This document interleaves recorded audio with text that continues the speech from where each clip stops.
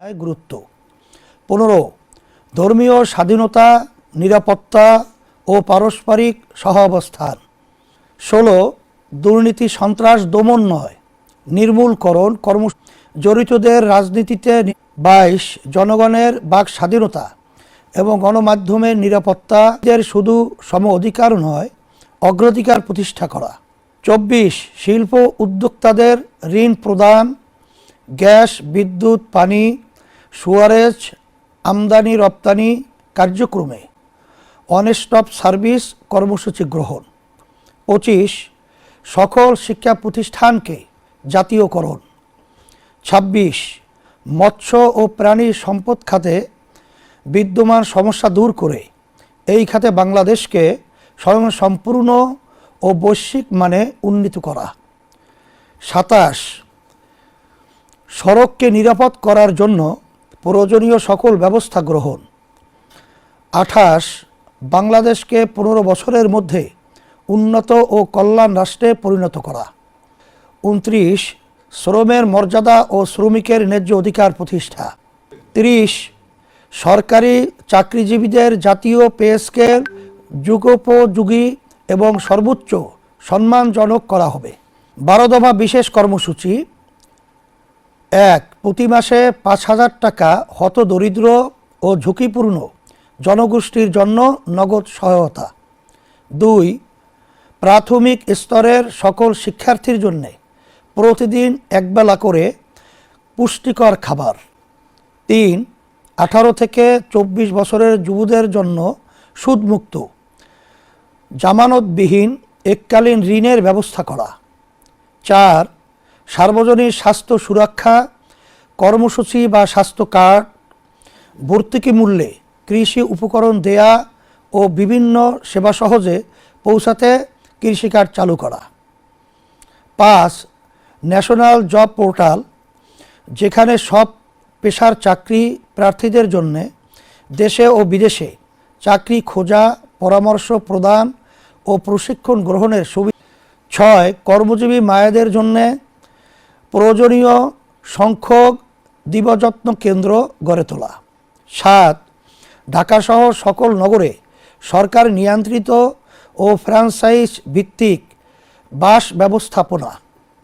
8 সেবাকেন্দ্রিক কর ব্যবস্থা। 9 সকলের জন্য নির্বিঘ্ন নাগরিক সেবা। 10 নারী পোশাক কর্মীদের জন্য আবাসন ব্যবস্থা। 11 দ্রব্যমূল্য নিয়ন্ত্রণে রাখতে অবৈধ সিন্ডিকেট ভেঙে দেয়া হবে। 12 কওমি সনদের স্বীকৃতির পূর্ণ বাস্তবায়ন ও রাষ্ট্রীয় পদে ওলামায়ে কেরামের পদায়ন।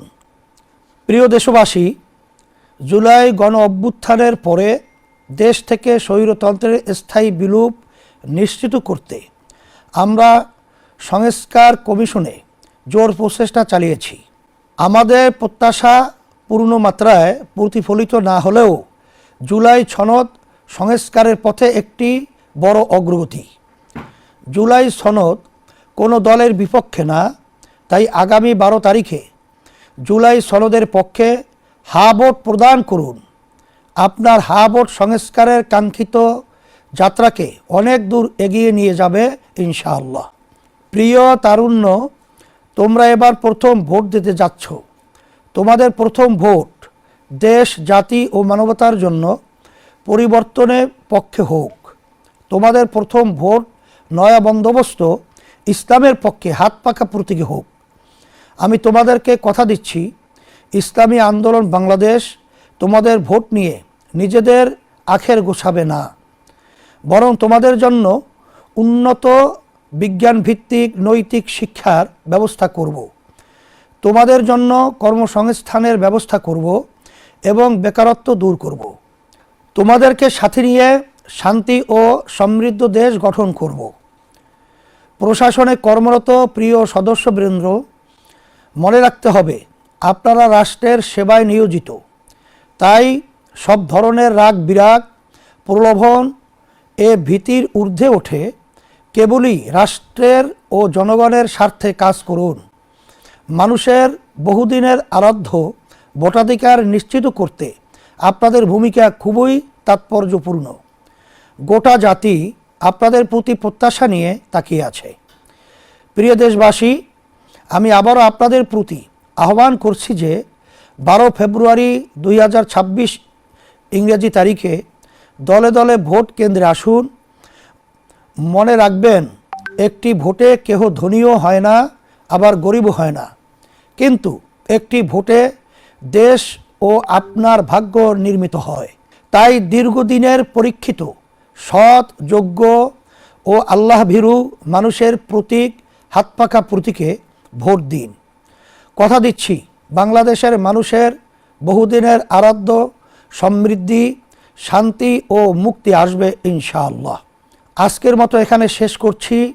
আবারও দেখা হবে, কথা হবে।